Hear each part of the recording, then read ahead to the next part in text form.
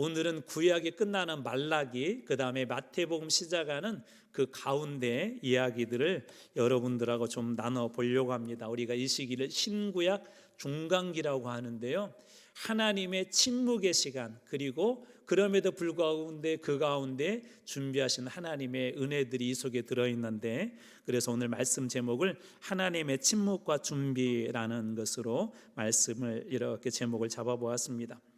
신구약 그 중간기라는 것은 방금 설명드린 것처럼 구약의 마지막 책 말라기, 그리고 이제 신약으로 넘어오는 그 중간의 시간을 우리가 신구약 중간기라고 그렇게 이야기하고요. 혹은 그때는 말씀이 없었잖아요. 이 말라기가 기록되고 그 다음에 마태복음으로도 오는 그 사이에 말씀이 없기 때문에 하나님의 침묵기다라고 그렇게 부르기도 합니다. 이때 당시에 특별히 특징이 있어요. 하나님이 침묵하셨으니까, 말씀이 없었으니까 무엇이 없었을까요?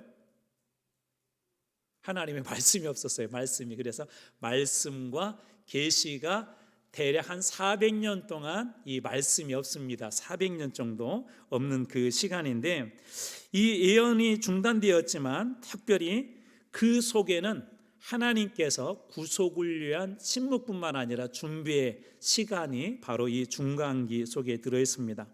그래서 이 신구약 중간기의 중요한 그 의미를 살펴본다면, 출애굽은 이스라엘의 민족의 구원, 그리고 율법 시대와 언약의 시대가 시작이 된 거라면, 그러니까 창세기가 끝나고 야곱의 집안이 모두 다 애굽으로 이주하게 되죠. 애굽에 누가 총리로 있었죠 그때? 누가 있었죠? 그죠? 요셉이 있었죠. 요셉. 아들 요셉이 있었기 때문에 70명의 가족들이 이주를 하게 돼요. 그리고 그곳에서 나름대로 좋은 포지션에서 이제 재산도 늘려가고 민족의 숫자들도 많아지게 됐죠. 그러면서 너무 많아지다 보니까 이것에 대한 위협을 느낀 그 바로가 이스라엘을, 그 민족들을 갖다가 전부 다 노예로 삼아버립니다. 그래서 창세기에서 출애굽기에 그 빈 공간에도 사실은 시간이 있어요. 기록되지 않는 시간. 그것이 대략 한 430년. 근데 이때 당시를 통해서 하나님이 침묵 가운데 계신 것 같았지만 출애굽을 시켜주시고, 출애굽을 통해서 율법의 시대, 언약의 시대를 시작했다면, 신약은 예수님의 그 오심으로 이제 구원, 특별히 은혜의 시대가 이렇게 시작이 되어집니다. 바로 그 시작, 그 준비를 하는 그 시간이 신구약 그 중간기에 있습니다. 이 신구약 중간기를 우리가 이게 공부하고 왜 이것을 알아야 되냐면, 이 중간기에 주어졌던 그 은혜들이 신약의 기본이 되기 때문에 그래요. 그래서 우리 중간기에 만들어졌던 어떤 문화나 그런 교회 안에 어떤 그 형성된 것들이 신약 시대에 영향을 미치기 때문에 이 배경에 대해서 좀 알아보려고 합니다. 이때 당시에 중요한 그런 특징들이 있는데, 이 정세가 아주 급박하게 돌아가요. 쉽게 얘기하자면 400년 동안 출애굽 당시에 애굽이라는 한 나라에 그런 포로가 되어서 400년이라는 시간을 보냈지만, 그러나 신구약 중간기에는 무려 3개의 나라, 그리고 유대 민족의 1개의 왕조가 이렇게 움직이게 됩니다. 400년의 기간이니까 그냥 4분의 1로 나누게 된다면 100년마다 계속 역사의 흐름이 바뀐 거예요. 역사의 흐름이. 그래서 대표적으로는 페르시아, 그 다음에 헬라, 그리고 로마, 그리고 그 사이에 로마 시대 이전에 그 마카비 시대, 하스몬 왕조라고 하는 유대의 독립국가가 이렇게 존재합니다. 독립국가도 한 100년 정도를 이렇게 존속을 했는데요. 그래서 국제적으로는 처음에는 우리 학개스가라 말라기는 바벨론 포로 이후에 쓰여진 성경이라고 그랬죠. 그러니까 바벨론 시대부터, 바벨론이 헬라에게 망하고 나서 헬라 시대, 그리고 헬라의 어떤 그 불합리한, 뒤에서 한번 살펴보겠지만 그 내용들 때문에 유대가 독립운동을 하게 되고 100년 동안 이 마카비의 독립운동이 승리하게 되고 하스몬 왕조가 이제 왕조로서 독립국가를 어떻게 보면 운영을 합니다. 그러다가 어떤 문제들이 좀 있었어요. 그래서 결국은 로마의 속국이 되어서 신약시대는 이 로마의 속국이 된 상태에서 이 신약시대가 시작을 합니다. 그리고 이때 당시에 우리 예수님께서 종종 이 독사의 자식들아, 외식하는 자들아 라고 예수님께서 지적하셨던 바리새파 같은 그런 사람들, 또 바리새파하고 대표적으로 대립을 한 또 다른 분파 하나가 있는데 사두개파라는 그런 파가 있고요. 또 그 외에도 또 두 가지 중요한 그런 분파가 있어요. 아주 열심당이라는 그런 분파가 있었고, 그 다음에 금욕주의를 강조했던 에스네파, 이 사도 요한도 좀 그쪽에 속하지 않았나라는 학자들의 주장이 있는데, 이렇게 네 개의 분파가 이때 중간기에 발생을 하게 됩니다. 그리고 또 중요한 특징은 뭐냐면 헬레니즘의 그 문화들이 확산이 되면서 기존의 유대교와 충돌하는 일들이 종종 있었어요. 종종 이런 일들이, 그 문제 때문에 나중에는 이제 독립운동까지 가게 되는데, 헬레니즘이라는 것은 그리스 전통 그 문화에다가 동방의 문화가 융합된 새로운 형태의, 그러나 이때 당시에 문화의 영향력들은 정말 대단했죠. 여기 계신 분들 중에 아마 저하고 비슷한 그런 그 시대를 이렇게 사셨던 분들은 소니 워커맨이라는 걸 아세요? 정말 알아요? 이쪽 동네도요? 알아요. 정말 유행했었죠. 그때 당시에 뭐 최고의 선물 아니었습니까? 얼마나 그거 하나 이렇게 들고 이어폰 꽂고 다니면 폼이 나는지, 폼을 잡아도 될 정도로 상당한 유행이 있었죠. 우리나라 제품이 아닌데 우리나라에서도 그 영향력이 대단한 것처럼 헬레니즘의 문화는 유대 사이도 비껴갈 수가 없었어요. 문화가 중요한 이유가 바로 그겁니다. 근데 문제는 뭐냐면 유대교가 가지고 있는 신앙과 이게 자꾸 충돌을 하는 거예요. 충돌. 바로 이런 때가 신구약 중간기였고요. 또 하나 이때 달라진 것이 있습니다. 성전은 이렇게 그 완성이 됐지만 돌아와서 수르바벨 성전을 갖다가 재건을 하잖아요. 근데 이때 당시 하나 좀 새롭게 달라진 것이 있어요. 성전이 첫 번째 솔로몬의 성전이 파괴되고 나서 바빌론으로 끌려가게 되면서 성전에서 이들이 제사를 드릴 수 없게 되니까 그때 당시 회당이라는 게 생겨나기 시작하거든요. 그래서 신학에서는 성전 중심이기도 하지만 가장 중요한 게 회당입니다. 회당도 바로 이 중간기와도 밀접하게 그 관련이 되어져 있습니다. 그래서 회당 중심의 신앙을 형성하게 되고요. 그리고 이 중간기 때 특별히 폭발적인 갈망 중에 하나가 뭐냐면 로마의 속국 가운데 있었기 때문에 메시아, 구약에 예언한 메시아를 간절히 기다립니다. 그런 것들이 바로 이 중간기에 있었던 아주 중요한 특징들입니다.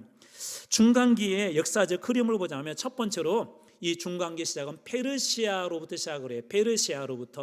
이 페르시아로부터 시작하는데 고레스 칙령 이후에 유다가 이렇게 귀환을 하게 되죠. 1차, 2차, 3차에 의해서 귀환을 이렇게 하게 되고, 그리고 이제 귀환한 이후에 하나님의 말씀을 회복하고 성전을 회복하자는 그런 운동을 학계, 그리고 스가랴, 특별히 성전을 회복하자는 그런 운동들이 일어나게 되죠. 그리고 그렇게 해서 말씀 회복이 되고 성벽이 회복이 되고 이렇게 성전이 회복이 되는데, 바로 그 바벨론이 어떻게 보면 이 페르시아의 그 시작이 바로 중간기에 시작하고도 맞물려 있다고 보시면 됩니다. 두 번째, 이 중간기의 중요한 그런 제국은 헬라 제국인데요. 헬라에서 아주 유명한 왕이 있어요. 알렉산더 대왕이라는 분이 계십니다. 이분이 이 헬라의 문화, 그 다음에 헬라의 언어, 헬라 가지고 있는 정신을 어떻게 보면 세계에다가 완전히 전파시킨 그 인물이기도 해요. 왜냐하면 이때 당시 영토가 엄청났거든요. 그래서 알렉산더 대왕이 페르시아를 무너뜨리고 나서 헬라 제국을 이렇게 세우고, 그리고 나서 헬레니즘 그 문화를 확산을 시킵니다. 그런데 문제가 하나가 생겼어요.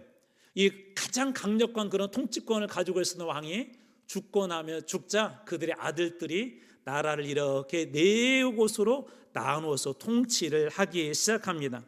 그리고 그 중에 두 왕국이 특별히 나중에 이 유대사에 큰 영향력을 끼치는데요.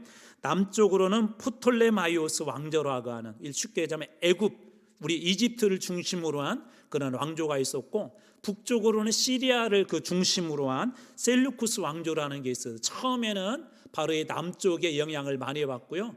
나중에 훗날에는 이 북쪽의 이 영향을 유다가 많이 받습니다. 그래서 헬라 제국 시대 때에 헬레니즘의 영향을 많이 받았다. 그 다음에 나중에 나라가 분열되고 난 후에는 남쪽에 있는 프톨레미마요, 이 왕조와 북쪽에 있는 셀류쿠스 왕조, 이 두 왕조의 영향을 많이 받게 됩니다. 어떻게 보면 끼어 있는 나라가 된 거죠. 끼어 있는 나라. 근데 문제가 하나가 이렇게 생겼어요. 어떤 문제가 생겼냐면 이 헬라 문화가 워낙 강력하다 보니까 자꾸 강요를 하는 거예요. 우리나라도 이렇게 일제 강점기 때 일제에 의해서 일제 문화들을 많이 강요받지 않습니까? 대표적으로 기독교가 충돌된 건 어떤 문제였었죠? 신사참배였었죠. 가장 큰 문제가 신사참배의 그런 문제들이었습니다. 그래서 기독교하고 이런 일들이 자꾸 충돌하게 되면 어떤 일이 일어나죠? 신앙의 저항들이 일어나겠죠. 신앙을 순수하게 지키려고 하는 그런 사람들이 있는데, 문제는 그 부분을 갖다가 바빌론 같은 경우는 상당히, 페르시아 같은 그런 나라들은 상당히 좀 유연했어요. 너희들의 문화, 너희들의 종교 인정할게 하고 유연한 정책을 폈다면 이때 당시는 조금 강하게 하는 그런 측면들이 있어요. 처음에는 유연하게 있었지만 좀 강하게 밀어붙이기 시작합니다. 그래서 이 셀루쿠스 왕조, 나중에는 이 유다가 북쪽에 있는 시리아를 중심으로 한 셀루쿠스 왕조로부터 영향을 받았다고 그랬잖아요. 거기에 안티오쿠스 에피파네스 4세라는 분이 계세요. 에피파네스라는 말은 신의 현현, 신이 사람으로 일으킨 게 신적인 자기가 그런 존재라고 안티오쿠스 4세라고 그렇게 부르기도 하고 안티오쿠스 에피파네스 4세라고도 그렇게 하는데, 이 사람이 강력하게 이 헬레니즘의 문화를 드라이브를 겁니다.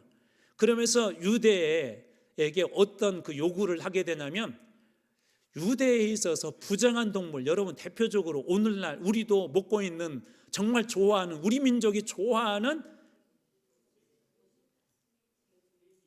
그렇죠. 아유, 그런 것도 어떻게 잘하세요. 먹는 건 역시 탁월하신 것 같아. 맞아요. 돼지하고 관련된 아주 특별한 명령을 해요. 우리 성경에서, 구약에서 성경에서는 돼지는 어떤 동물이에요? 정한 동물인가요? 부정한 동물인가요? 부정한 동물이죠. 하나님 앞에 제물로 쓸 수 있는가요? 없는가요?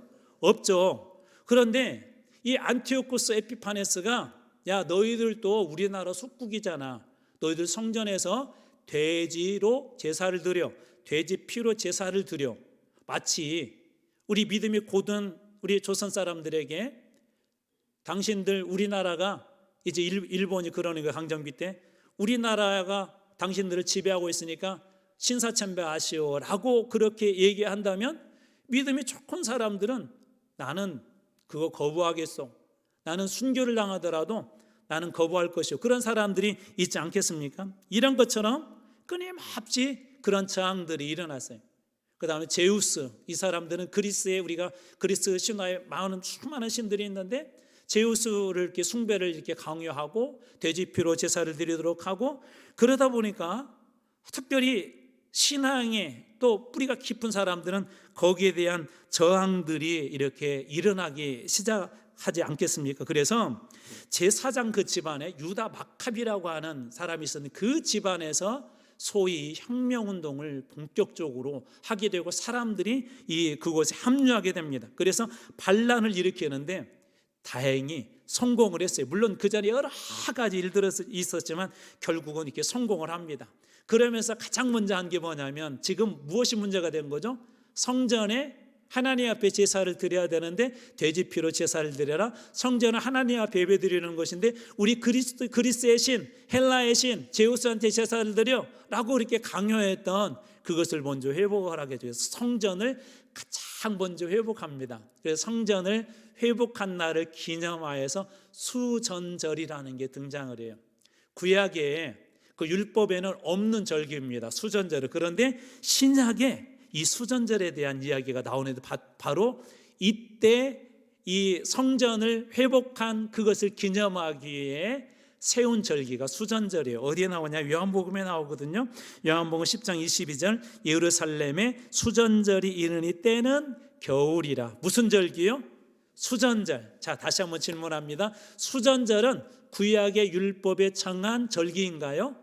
아니에요. 수전절은 어떻게 세워졌다고요? 유다 마카비가 성전을 다시 회복하고 독립을 하고 성전을 회복한 것에 기념하면서 이 수전절이라는 그런 절기가 생깁니다. 그리고 나서 이제 독립국가가 되었으니까 핫스몬 왕조, 이때 당시 이제 핫스몬 왕조 시대라고 하는데 우리는 조선 시대는 이조 왕조의 시대라고 하잖아요. 그런 것처럼 핫스몬가의 사람들이 이 유대를 지배하게 되는데 이 사람들은 전통적으로 제사장 집안이에요. 제사장 집안이면서 이제 왕으로서 그 나라를 통치하기 시작합니다. 그런데 참 이게요, 오늘날에도 그렇지만 조심해야 될 게 힘이 있어지잖아요. 권력을 갖게 되잖아요. 변질되기가 아주 쉬워요. 여러분 신앙이 언제 여러분 신앙이 순수하고 뜨거웠죠? 우리 되게 힘들고 어려울 때, 막 고난이 올 때는 붙잡을 게 없으니까 물질 붙잡아도 안 되고 사람 붙잡아도 안 되고 하나님 앞에 철저히 매달리는데 돈도 풍성해지고요. 내 말 한마디에 막 사람들이 일사불란하게 움직이게 되고 그런 힘이 생겨 권력이 생기잖아요. 그러면 하나님으로부터 점점 멀어져요. 힘들고 어려울 때는 말씀 한 절을 딱 읽다가도 한 단어에 딱 눈이 머물고 가슴이 울컥해지면서 그 한 단어 때문에 그곳에서 하나님 앞에 눈물을 흘리고 감동을 받고 은혜를 받아요. 여러분 오늘 이 시대는 어떻습니까? 하나님의 말씀이 정말 홍수처럼 쏟아지잖아요. 어느 교회 목사님이 하소연을 하더라고요. 어떤 하소연을 하냐면 목사님 힘들어 죽게. 뭐가 힘들어? 그랬더니 우리 교인들이에요 11시 예배 들어오기 전에 유명한 목사님들 설교 다 듣고 와요. 거기까지도 괜찮은데 끝나고 나서 오늘 은혜 받았습니다. 성도들끼리 아침에 교회 오기 전에 설교를 들었는데 그 목사님 설교 좋더라. 자기 교회 담임 목사의 설교는 아무 얘기를 안 한다는 거예요. 목사도 시험 들지 않겠습니까? 진짜 설교 홍수 시대잖아요. 지금은 듣고 싶을 때 우리 들어가면 언제든지 유명한 목사님 설교를 아무 때나 들을 수 있어요. 내가 필요할 때 이렇게 들을 수가 있어요. 마치 설교의 홍수 시대를 이렇게 살고 있지만 홍수 시대에 홍수의 그 남물에 먹을 물이 없는 것처럼 어쩌면 그런 시대를 살고 있지 않나라는 그런 생각이 듭니다. 많은 것들이 많아졌지만 이런 것이 많아지면 혹시 우리의 신앙이 변질되고 있지는 않은지, 내가 예전만큼 정말 뜨겁게 기도하고 있지 않다면 오늘 우리의 신앙은 어쩌면 변질되고 있는지도 몰라요. 핫스몬 왕조가 성전을 회복하고 말씀을 회복하고 하나님 앞에 예배를 회복하기 위해서 시작한 왕조였었지만 제사장의 그 집안이 힘도 갖게 되고 왕의 권력도 갖게 되면서 점차적으로 변질이 되어져 가기 시작해요. 그러다 보니까 내부적인 반발들이 있겠죠. 우리도 그렇잖아요. 나라가 어렵게 되면 반발이 있고 개혁을 요구하는 사람들이 일어나게 되고 새로 이렇게 혼란스러운 틈을 타서 이제 로마의 폼페우스가 이 유다, 이스라엘을 공격을 합니다. 그리고 결국은 BC 63년에 이스라엘은 내전과 혼란 중에 있을 때 이제 로마의 속국으로 그렇게 변하게 됩니다. 그리고 이때 당시 아주 중요한 한 사람이 등장하는데 바로 헤롯 대왕이라고 하는 사람인데 우리 신약하고도 아주 깊은 관련이 있습니다. 이 헤롯 대왕은 여러분들이 잘 아는 것처럼 특별히 헤롯 성전을 아주 멋지게 지었거든요. 자, 한번 상상을 해보세요. 왜 그랬을까? 일제강점기를 한번 상상을 해보시면 쉽게 이해할 수 있을 것 같아요. 헤롯 대왕이 자기가 이렇게 왕이 되고 나서 성전을, 지금 로마도 어떻게 보면 이방 종교가, 로마는 황제를 신처럼 숭배하던 그런 문화가 있었고 실제로 그때 당시에 황제를 신처럼 이렇게 추앙하기 위해서 세워둔 신전들도 곳곳에 있었거든요. 자, 그런데 예를 들어서 헤롯 대왕이 왜 정말 이렇게 전례가 없는 멋있는 성전을 예루살렘에다가 왜 세웠을까요? 왜 멋있는 성전을 이렇게 세웠을까요? 그가 진짜 하나님을 사랑했기 때문에, 하나님을 온전히 하나님께 예배드리기 때문에? 아니에요.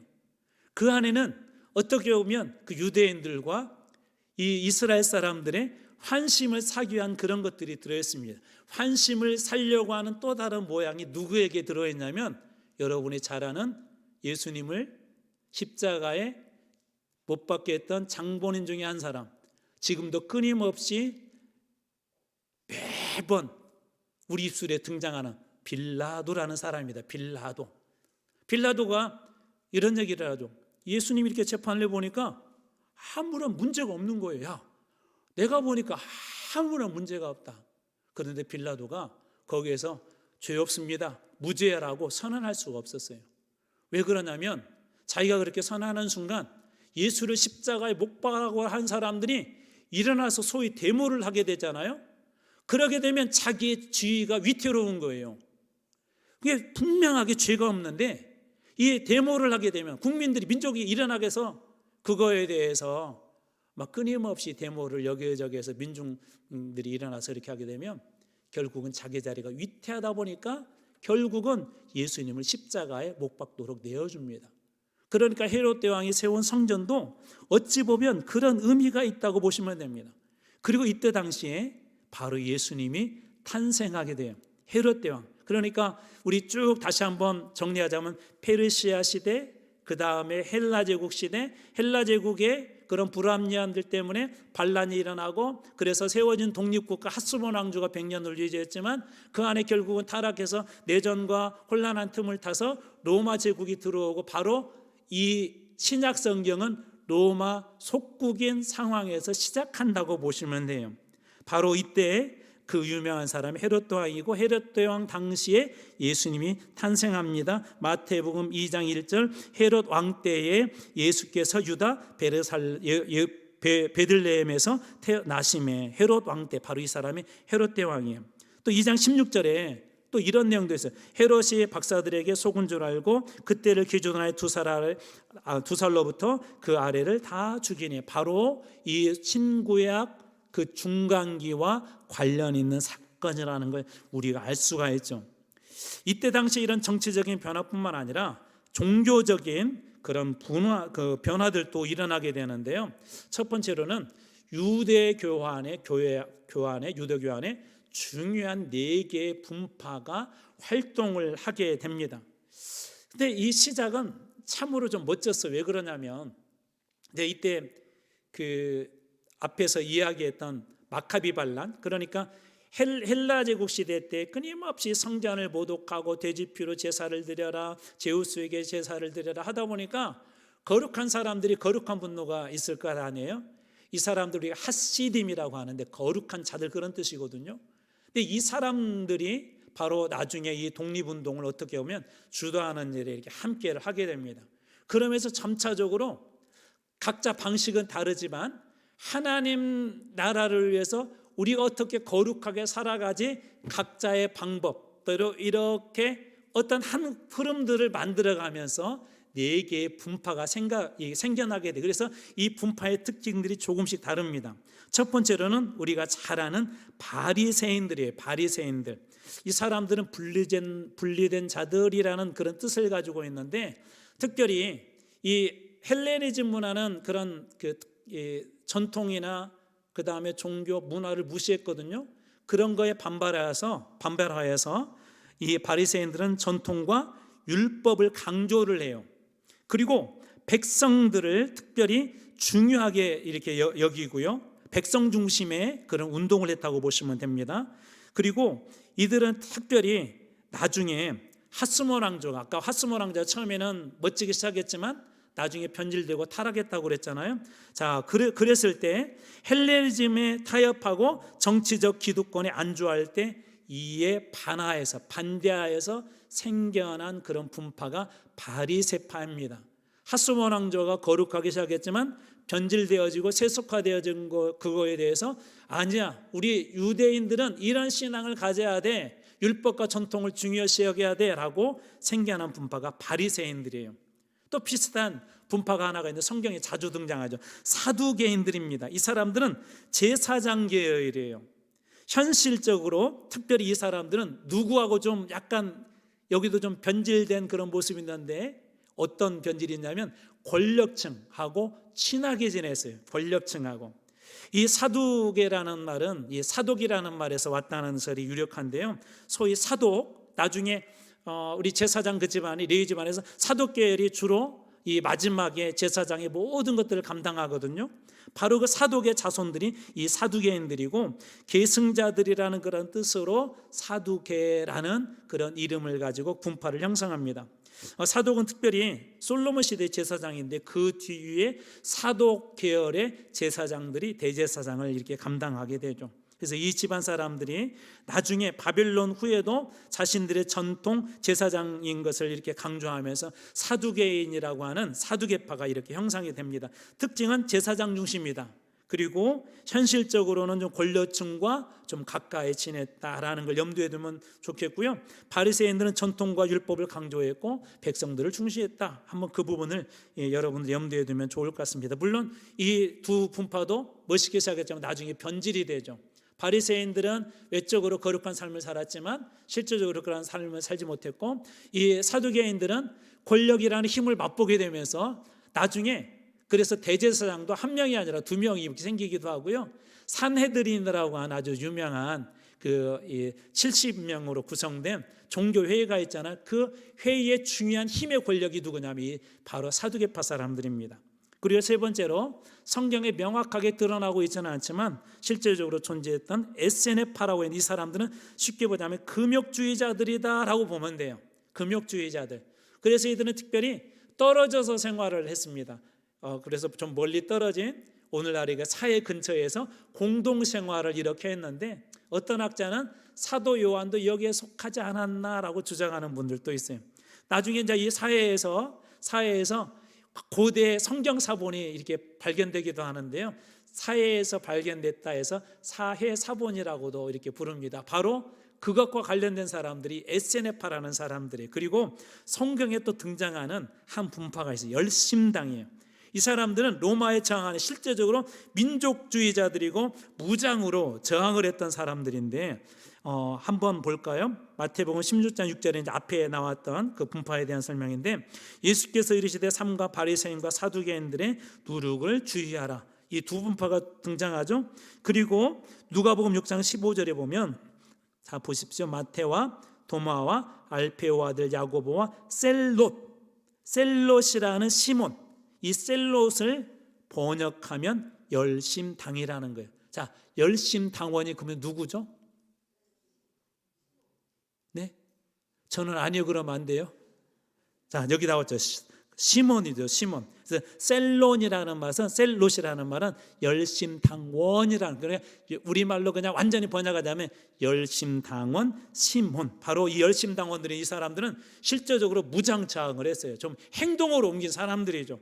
어떻게 보면 앞에 바리새인이나 사두개, 특별히 더 소극적으로 그러나 본인들의 신앙을 지키려고 했던 에세네파하고는 다르게 행동주의자들이고 민족주의자들이 바로 이 열심당이었습니다. 특별히 우리 성경에서는 두 개의 분파가 중요해요. 바리새인들과 사두개인, 이 두 분파는 좀 차이가 있습니다. 먼저 이름의 의미를 보자면 바리새인은 분리된 자들 하면서 경건을 추구했고, 사두개인들은 사독교일 계열이고 제사장 중심이었다는 것. 그 다음에 대부분 출신 계층이, 바리새인들은 서기관들이 많았고 중산층이었어요. 그러나 이 사두개인들은 제사장이었었고 귀족층이었고 상주층들이 많았습니다. 산헤드린 공회에 그런 의원들이 많이 있었다는 것이죠.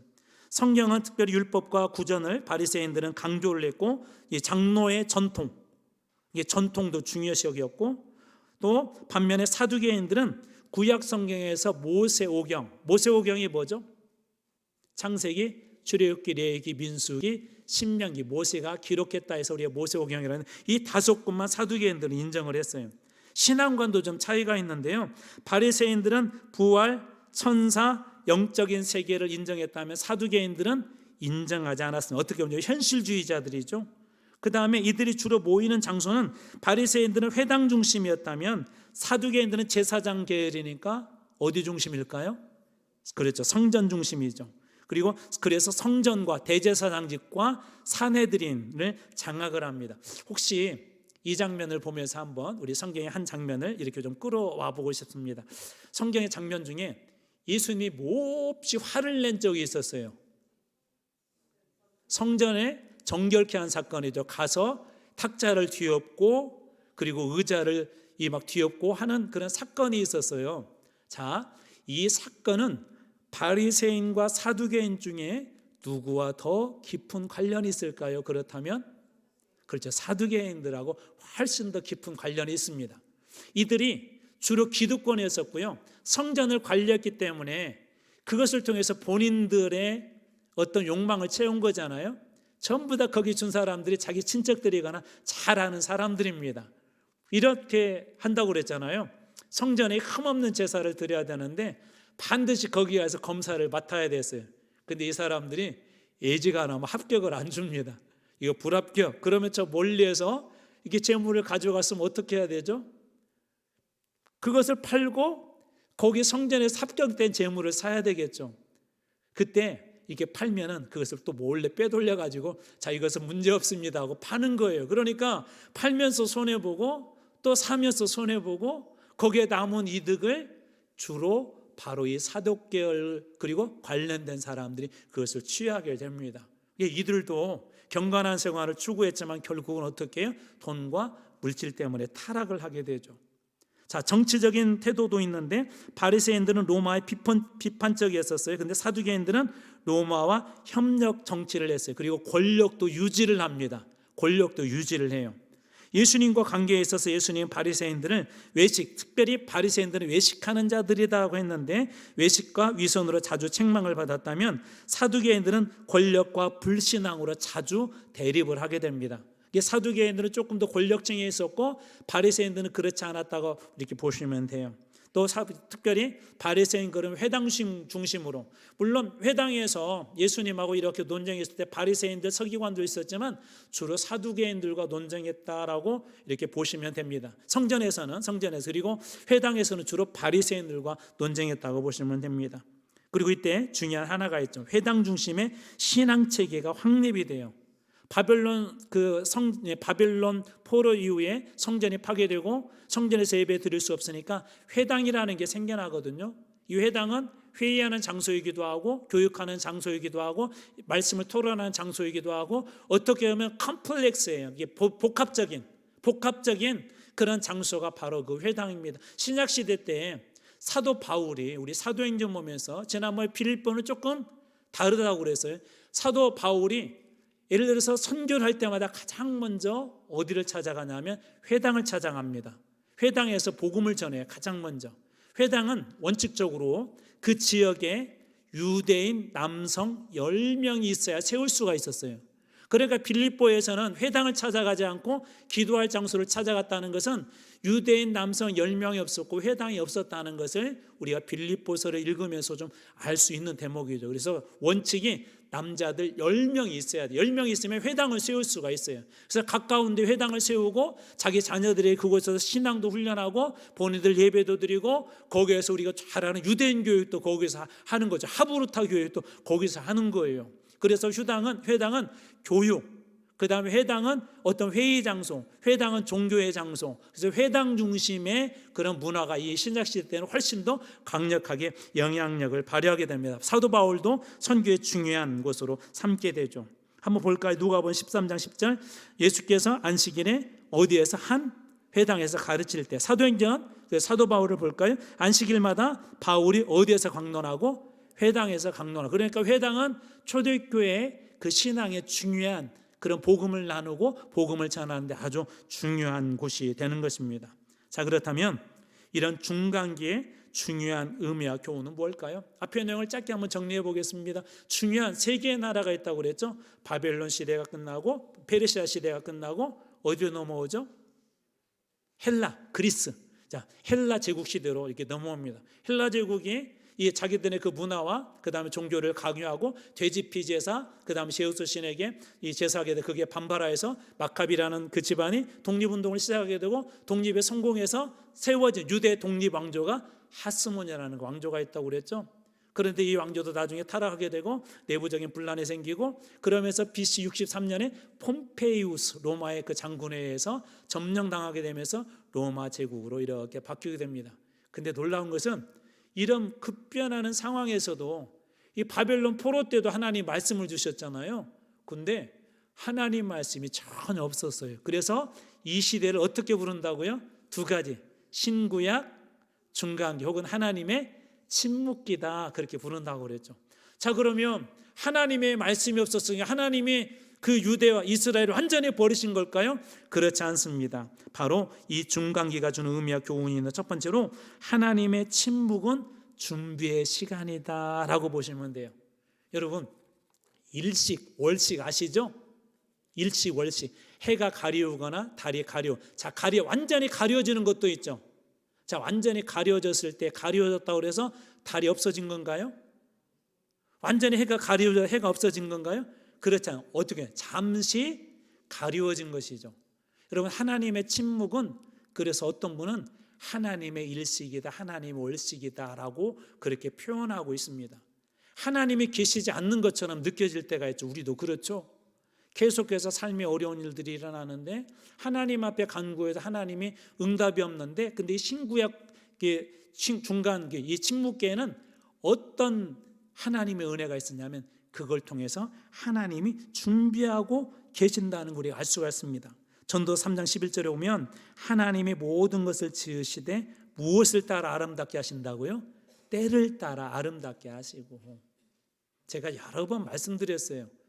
우리 지금은 그런 욕을 저도 못 들어봤는데 저 막 어렸을 때는 왜 그때 당시에는 우리 어머니들의 그 말투가 왜 그렇게 찰졌는지 모르겠어요. 얼마나 찰지게 막 욕을 하든지 막 무슨 놈 막 그러잖아요. 무슨 년 죄송해요. 근데 그런 말 하시면 안 돼요. 하나님이 여러분 자녀들 볼 때 막 속상할 때 있죠. 위 집사님 어때요? 애들 없어 빨리 얘기해 봐봐요. 속상할 때 있죠. 속상할 때 막 심지어 내가 왜 저놈을 낳나, 왜 저 아이를 낳나. 근데 아니에요. 기도하시죠. 우리 아이들 놓고 기도하시죠. 우리 아이들 믿고 교사들한테 맡기고 예수 잘 믿도록 기도하시죠. 그러면 됐어요. 하나님이 때가 되면 그 아이를 멋지게 세울 거예요. 지금은 엉뚱한 것에 붙잡혀가 있는 것 같고 헬라이브나 로마이브나 붙잡혀가고 있는 것 같지만 하나님의 때에 가장 좋은 것으로 우리 자녀들을 축복해 줄 줄로 믿습니다. 그래서 여러분들 축복 그렇게 하세요. 흥할 놈. 또 그렇게 하시면 안 돼요. 놈자 들어가. 그래서 축복하세요. 저는 우리 오전에도 그런 말씀 나잖아요. 하나님의 여러분은 대리자예요. 하나님께서 부모의 권위를 주신 거예요. 부모의 권위를 주셨다는 건 뭐냐면 나에게 힘이 있다는 거예요. 여러분 어떤 힘을 발휘하실래요? 자녀를 축복하고 가정을 축복하세요. 하나님의 때에 하나님께서 이루어 주실 것입니다. 두 번째로 복음을 위한 역사적 기반이 형성이 돼요. 왜 그러냐면 이 헬라 시대 때는 그 주변의 모든 나라들이 헬라 문화권에 들어오거든요. 그러면서 첫 번째 도로가 다 만들어졌어요. 도로가 중요한 건 아시죠? 도로가 뚫리게 되면 거기에 온갖 것이 다 들어가요. 문물이 들어가고요, 문화가 들어가고요. 바로 나중에 로마 시대도 마찬가지지만 이런 말이죠. 세계의 모든 길은 어디로 통한다? 세계사 잘하신 것 같아요. 로마로 통한다는 말이 있잖아요. 그러니까 나중에 바울이 복음을 전할 때 바로 이 길을 통해서 복음을 전하거든요. 또 이때 당시에는 언어가 통일이 됐어요. 신약의 언어, 신약 성경이 유대인들은 히브리어를 쓰고 또 아람어를 쓰는데 히브리어나 아람어가 아니라 신약 성경은 헬라어, 조금 오늘 현대 언어로 바꿔볼게. 그리스어로 쓰게 됩니다. 그리스어로. 우리 헬라가 그리스 문화거든요. 그러니까 언어가 통일이 됐으니까 예를 들어서 우리가 중국 가서도 복음을 전하는 게 쉽겠죠. 그렇죠? 우리나라 입장에서 똑같은 언어를 쓰니까 일본에 가서도 마찬가지죠. 하나님이 이 400년의 기간 동안 그렇게 준비해 주신 거예요. 그리고 나서 예수님을 참 보내주시고 사도 바울과 그 일행을 통해서 세계 곳곳에 복음을 전하게 됩니다. 그래서 복음을 위한 역사적인 기반이 형성이 돼요. 또 메시아를 준비하게 되고요. 또 이때 당시에 메시아에 대한 기대와 고조와 갈망이 극대화되면서 신약시대에 예수님이 오십니다. 누가복음 2장 25절 예루살렘에 시몬이라는 사람이 있으니 이 사람은 의롭고 경건하여 이스라엘의 위로를 기다리는 자라. 이스라엘의 위로는 메시아를 기다리는 자다라고 그렇게 보시면 돼요. 이사야서 우리가 이제 새벽 시간에 언젠가 한번 볼 터인데 이사야서 40장을 넘어가면서 하나님이 이런 말씀하세요. 내 백성을 위로하라, 위로하라, 위로하라. 누가 와서 위로해 줄까요? 메시아가 와서. 시므온은 바로 그 메시아 이스라엘의 위로를 기다립니다. 그래서 신약시대 때 예수님께서 예루살렘에 막 입성을 할 때 낙이 타고 입성할 때 막 사람들이 왕이 입성한 것처럼 막 이렇게 이 난리법석을 비우죠. 막 호산나 막 그렇게 찬송하지 않습니까? 메시아가 그 정도로 그들에게 메시아에 대한 갈망과 기대가 있었다는 것입니다. 그래서 마태복음 1장 25절에 보면 아들을 낳기까지 동침하지 하더니 나음의 이름을 예수라 하니라 그리스도가 나셨다라고 그렇게 이야기합니다. 자, 그러니까 이 신구약의 침묵기는 하나님의 아무런 일도 하지 않는 것이 아니라 하나님께서 그 때를 준비하고 기다리시고 그 중에 하나가 이 복음을 위해서 철저하게 준비한 시간이 바로 이 때입니다. 오늘 말씀은 우리들에게 이렇게 교훈하는데요. 적용과 근로는 그대로 한번 읽어드리겠습니다. 신과 중간기는 겉으로는 하나님의 침묵기였으나 실제로는 예수 그리스도와 복음을 위한 철저한 준비기였습니다. 정치, 문화, 종교적 격변 속에서도 하나님의 시간은 오차없이 진행되었고 마침내 때가 참에 그리스도께서 이 땅에 오셨습니다.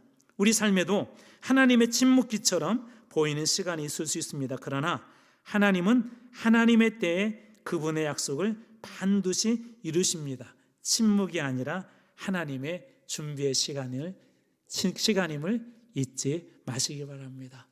여러분, 자, 그러면 아무런 말씀이 없어도 우리는 어떻게 하면 돼요? 기도하고 기다리면 되겠죠. 저는 여기 계신 분들에게 하나님의 때에 반드시 가장 좋은 것으로 우리 주님께서 응답하시는 축복의 길을 주님으로 축원합니다. 기도하겠습니다.